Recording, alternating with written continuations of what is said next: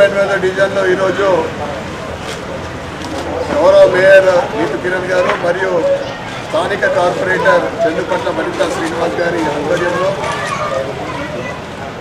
14th finance నిధులు నుండి 10 లక్షల ప్రతి డివిజన్ పనులు ఈరోజు రూపొంది చేయడం జరిగింది.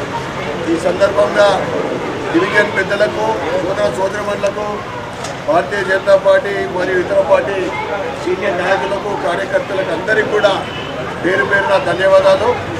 గత 2 నెలల క్రితము 10 లక్షల జనరల్ ఫండ్ నుండి మున్సిపల్ కార్పొరేషన్ మరియు ఇప్పుడు 14th ఫైనాన్స్ నిధులు అంటే ప్రభుత్వం నుంచి మనకి ఇంకా 1 ఇయర్లో ఏం ఫండ్ రాలేదు.